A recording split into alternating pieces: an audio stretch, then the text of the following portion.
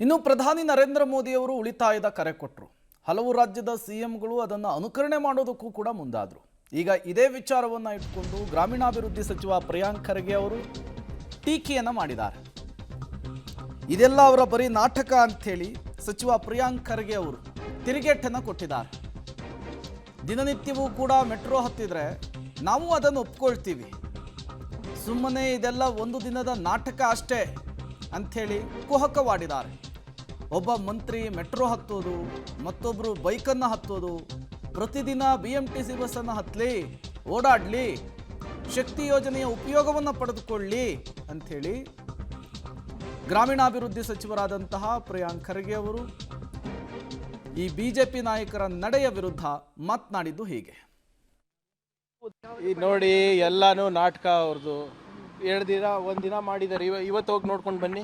ದಿನ ಹತ್ತಿದ್ರೆ ಓಕೆ ಅಪ್ಪ. ಈಗ ನಾವು ವೈಟ್ ಫೀಲ್ಡಿಗೆ ಹೋಗ್ಬೇಕಾದ್ರೆ ನಾನು ಮೆಟ್ರೋ ಹತ್ತೀನಿ, ನೀವು ಯಾರು ಪ್ರಚಾರನೇ ಮಾಡಲ್ಲ. ಹೌದು, ಏನು ಅವಾಗೇನು ಇಟ್ಸ್ ಕನ್ವೀನಿಯನ್ಸ್. 1 ದಿನ ಈಗ ಮೆಟ್ರೋ ಹತ್ಬೇಕಾದ್ರೆ ಹಿಂದೆಗಡೆಯಿಂದ ಒಬ್ಬ ಮುಂದೆಗಡೆಯಿಂದ ಒಬ್ಬ ತಕ್ಕೋತಾರೆ ಅಂದರೆ ದಿನ ಹತ್ತಿದ್ರೆ ಒಪ್ತೀವಪ್ಪ. ಈ ನೋಡಿ, ಶೋಕಿ ಅಂತಲ್ಲ. ಫಸ್ಟ್ ಆಫ್ ಆಲ್ ಆಯಿತು, ನೀವು ಸಂದಿಗ್ಧ ಪರಿಸ್ಥಿತಿನಲ್ಲಿದ್ದರೆ ಎಲ್ಲರೂ ಸಹಕಾರ ಮಾಡೋಣ. ಬಟ್ ಈ ಪರಿಸ್ಥಿತಿ ಉದ್ಭವ ಆಗಿದ್ದು ಹೇಗೆ ಅಂತ ಉತ್ತರ ಸಿಗಬೇಕಲ್ಲ ನಾಗರಿಕರಿಗೆ. ಮತ್ತು ಈ ಪರಿಸ್ಥಿತಿನಲ್ಲಿ ಇದ್ದೀವಿ ಅಂದ್ಬಿಟ್ಟು ಸರ್ಕಾರ ಒಪ್ಕೋಬೇಕಲ್ಲ. ಏನೂ ಇಲ್ಲ, ಅಚ್ಚೇ ದಿನ ಇದೆ, ಸಬ್ ಚಂಗಾಸಿ ಅಂತ ಹೇಳಿಬಿಟ್ಟು ಪಾರ್ಲಿಮೆಂಟ್ನಲ್ಲೂ ಉತ್ತರ ಇಲ್ಲ, ಪ್ರೆಸ್ನಲ್ಲೂ ಉತ್ತರ ಇಲ್ಲ, ನಾಗರಿಕರಿಗೂ ಉತ್ತರ ಇಲ್ಲ ಅಂದರೆ ಏನು ಅನ್ಕೋಬೇಕು ನಾವು?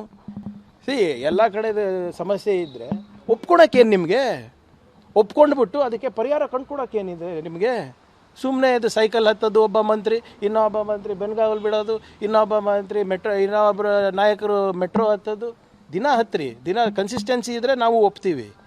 ಬಟ್ ಈ ಪರಿಸ್ಥಿತಿ ಉದ್ಭವ ಆಗಿದ್ದು ಪಾಪ ವಿಜಯೇಂದ್ರ ಅವರು ಮೆಟ್ರೋ ಹತ್ತ ಪರಿಸ್ಥಿತಿ ಯಾಕೆ ಬಂತು ಅದಕ್ಕೆ ಉತ್ತರ ಕೇಳ್ತಾ ಇದ್ದೀವಿ. ಮೆಟ್ರೋ ತೊಗೊಂಡಿದ್ರ ಸಂತೋಷ, ದಿನ ತೊಗೊಳ್ಳಿ, BMTC ತೊಗೊಳ್ಳಿ, ಎಲ್ಲ ಬೇರೆ BJP ಎಲ್ಲ ಶಕ್ತಿ ಯೋಜನೆ ಉಪಯೋಗ ಪಡೀರಿ, ಬೇಡ ಅಂತ ಇಲ್ಲ.